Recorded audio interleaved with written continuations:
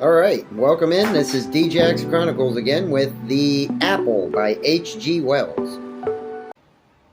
"I must get rid of it," said the man in the corner of the carriage, abruptly breaking the silence. Mr. Hitchcliff looked up, hearing imperfectly. He had been lost in the rapt contemplation of the college cap tied by a string to his suitcase handles, the outward, invisible sign of his newly gained pedagogic, I believe that's the word, position in the rapt appreciation of the college cap, the pleasant anticipation it excited, for Mr. Hitchcliff had just matriculated at London University, and was going to be junior assistant at the Holmwood Grammar School, a very enviable position. He stared across the carriage at his fellow traveler. "Why not give it away?" said this person. "Give it away. Why not?" He was a tall, dark, sunburnt man with a pale face. His arms were folded tightly and his feet were on the seat in front of him. He was pulling at a lank black mustache. He stared hard at his toes. "Why not?" he said. Mr. Hitchcliff coughed.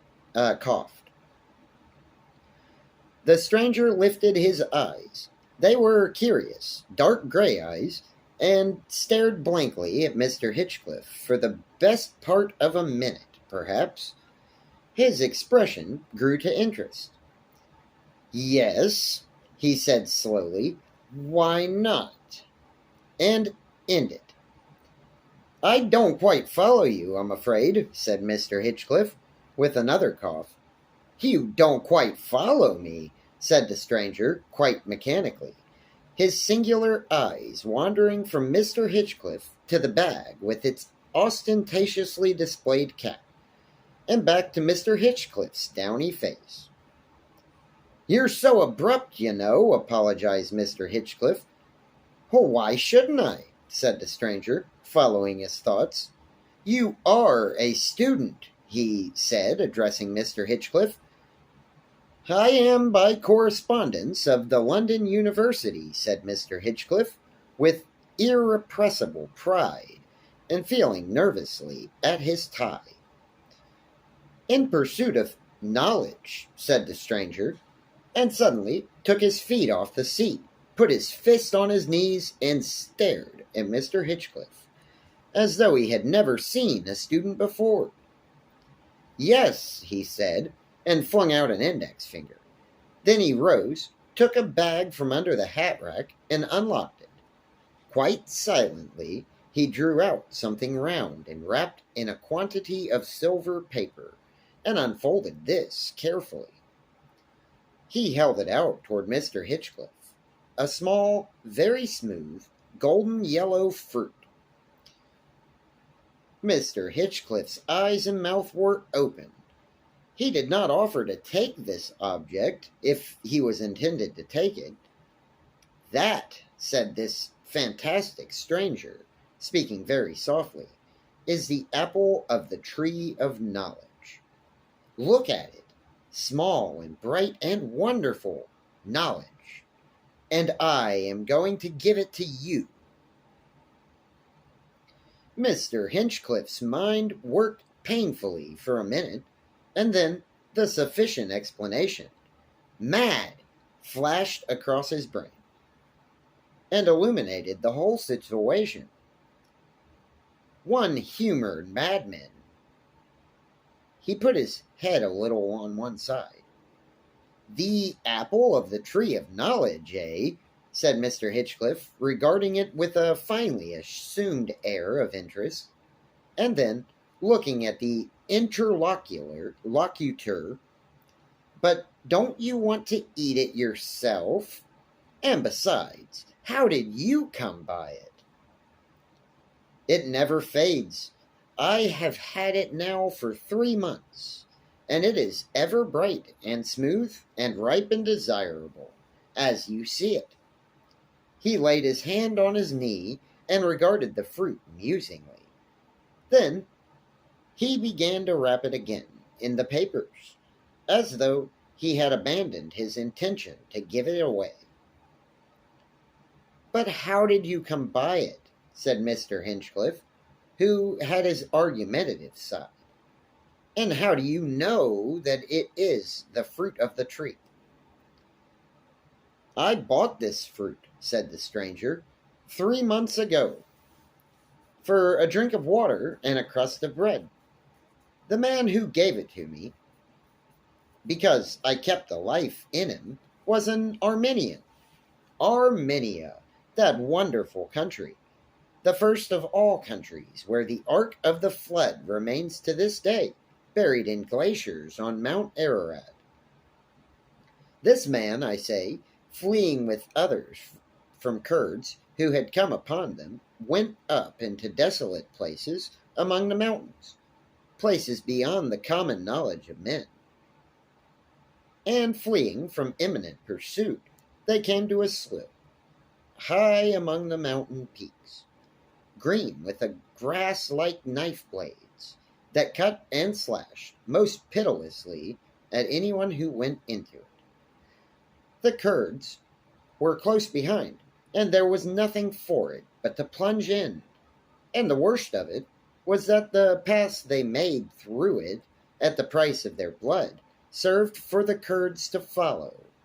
Every one of the fugitives was killed, save this Armenian and another. He heard the screams and cries of his friends, and the swish of the grass about those who were pursuing them.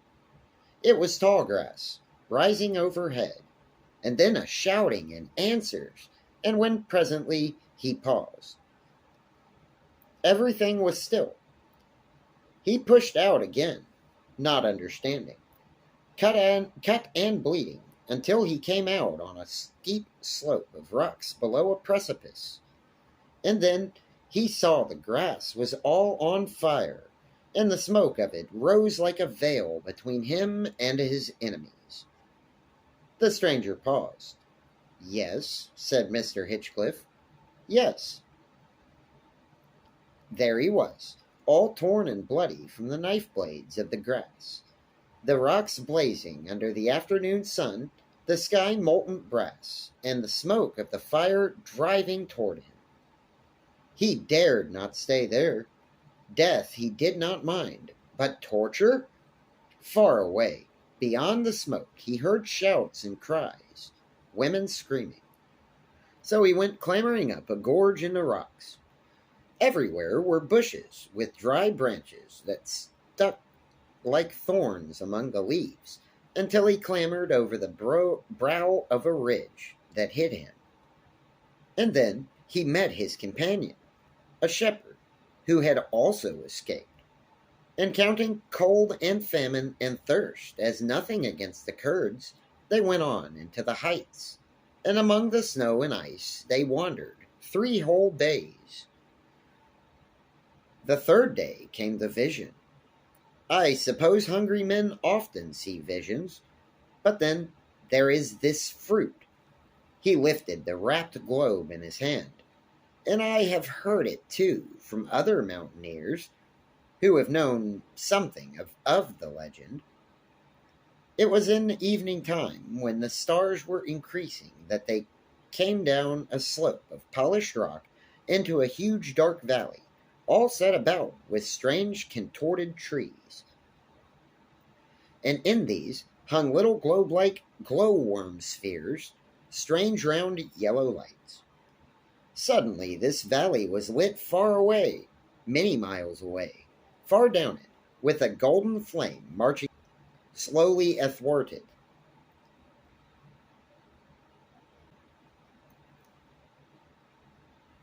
That made the stunted trees against it black as night, and turned the slopes all about them and their figures to the likeness of fiery gold.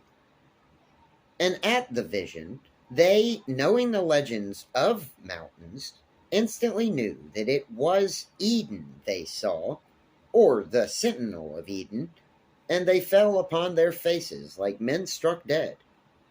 When they dared to look again, the valley was dark for a space, and then the light came again, returning a burning amber.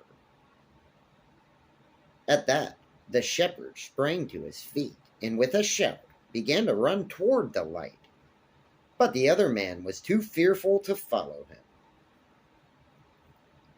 He stood stunned, amazed, and terrified, watching his companion recede toward the marching glare. And hardly had the shepherd set out when there came a noise like thunder, the beating of invisible wings hurrying up the valley, and a great and terrible fear. And at that, the man who gave me the fruit turned, if he might still escape, and hurried headlong up the slope again, with that tumult sweeping after him. He stumbled against one of these stunted bushes, and a ripe fruit came off it into his hands. This fruit, forthwith, the wings and thunder rolled all about him. He fell and fainted, and when he came to his senses, he was back among the blackened ruins of his own village. And I and the others were attending to the wounded. A vision. But the golden fruit of the tree was still clutched in his hand. There were others there who knew the legend, knew what that strange fruit might be. He paused. And this is it, he said. It was a most extraordinary story to be told in a third-class carriage on a Sussex railway. It was as if the real was a mere veil of the fantastic. And here was the fantastic poking through. Is it? Was all Mr. Hitchcliff could say. The legend, said the stranger, tells that those thickets of dwarf trees growing about the garden sprang from the apple that Adam carried in his hand when he and his wife were driven forth. He felt something in his hand, saw the half-eaten apple, and flung it perpetually aside. And there they grow, in that desolate valley, girdled round with the everlasting snows. And there the fiery swords keep ward against the judgment day. But I thought these things were, Mr. Hitchcliff paused, fables, parables rather. Do you mean to tell me that there in Armenia? The stranger answered the unfinished question with the fruit in his open hand. But you don't know, said Mr. Hitchcliff, that this is the fruit of the tree of knowledge. The man may have had a sort of mirage, say. Suppose... Look at it, said the stranger. It was certainly a strange-looking globe. Not really an apple, Mr. Hitchcliff saw, and a curious glowing golden color, almost as though light itself was wrought into its substance. As he looked at it, he began to see more vividly the desolate valley among the mountains, the guarding swords of fire, the strange antiquities of the story he had just heard. He rubbed a knuckle into his eye. But, said he, it was kept like that, smooth and full, 3 months. Longer than that it is now by some days. No drying, withering, no decay. And you yourself, said Mr. Hitchcliff, really believe that that is the forbidden fruit? There was no mistaking the earnestness of the man's manner and his perfect sanity. The fruit of knowledge, he said. Suppose it was, said Mr. Hitchcliff, after a pause, still staring at it. But after all, said Mr. Hitchcliff, it's not my kind of knowledge. Not the sort of knowledge... I mean, Adam and Eve have eaten it already. We inherited their sins, not their knowledge, said the stranger. That would make it clear and bright again.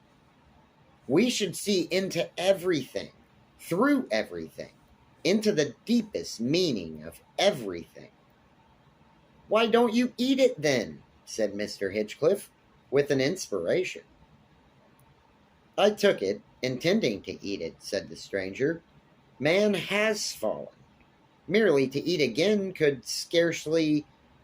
Knowledge is power, said Mr. Hitchcliff. But is it happiness? I am older than you, more than twice as old. Time after time I have held this in my hand, and my heart has failed me at the thought of all that one might know. That terrible lucidity. Suppose suddenly all the world became pitilessly clear. That, I think, would be a great advantage, said Mr. Hitchcliff, on the whole. Suppose you saw into the hearts and minds of everyone about you, into their most secret recesses, people you loved, whose love you valued. You'd soon find out the humbugs, said Mr. Hitchcliff, greatly struck by the idea, and worse, to know yourself, bare of your most intimate illusions, to see yourself in your place. All that your lusts and weaknesses prevented you from doing. No merciful perspective. That might be an excellent thing to know yourself, you know. You are young, said the stranger. If you don't care to eat it, and it bothers you, why don't you throw it away then? There again, perhaps you will not understand me. To me, how could one throw away a thing like that? Glowing, wonderful. Only one has it. One is bound. But, on the other hand, to give it away? To give it away to someone else who thirsted after knowledge, who found no terror in the thought of that clear perception. Of course, said Mr. Hitchcliff, thoughtfully, it might be sort of poisonous fruit. And then his eye caught something motionless, the end of a whiteboard, black-lettered outside the carriage window. Imwood, he saw. We started convulsively. Gracious, said Mr. Hitchcliff. Homewood. And the practical present blotted out the mystical realizations that had been stealing upon him. In another moment, he was opening the carriage door, suitcase in hand. The guard was already fluttering his green flag. Mr. Hitchcliff jumped out. Here, said a voice behind him, and he saw the dark eyes of the stranger shining, and the golden fruit, bright and bare, held out of the open carriage door. He took it instinctively. The train was already moving. No! Shouted the stranger, and made a snatch at it as if to take it back. Stand away, called the country porter, thrusting forward to close the door. The stranger shouted something Mr. Hitchcliff did not catch. Head and arm thrust excitedly out of the window, and then the shadow of the bridge fell on him, and in a trice he was hidden. Mr. Hitchcliff stood, astonished, staring at the end of the last wagon receding round the bend, and with the wonderful fruit in his hand. For the fraction of a minute his mind was confused, and then he became aware that 2 or 3 people on the platform were regarding him with interest. Was he not the new grammar school master making his debut? It occurred to him that, so far as they could tell, the fruit might very well be the naive refreshment of an orange.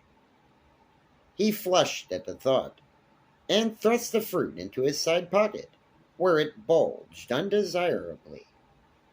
But there was no help for it, so he went toward them, awkwardly concealing his sense of awkwardness, to ask the way to the grammar school, and the means of getting his suitcase and the 2 tin boxes which lay up the platform thither. Of all the odd and fantastic yarns to tell a fellow, His luggage could be taken on a truck for 6 pence, he found, and he could proceed it on foot. He fancied an ironical note in the voices. He was painfully aware of his contour. The curious earnestness of the man in the train and the glamour of the story he told had for a time diverted the current of Mr. Hitchcliff's thoughts. It drove like a mist before his immediate concerns, fires that went to and fro, but the preoccupation of his new position and the impression he was to produce upon Holmwood generally, and the school people in particular, returned upon him with reinvigorating power before he left the station and cleared his mental atmosphere. But it is extraordinary what an inconvenient thing the addition of a soft and rather brightly golden fruit, not 3 inches in diameter, may prove to a sensitive youth on his best appearance. In the pocket of his black jacket, it bulged dreadfully, spoiled the lines to get all together. He passed a little old lady in black, and he felt her eye drop upon the excrescence at once.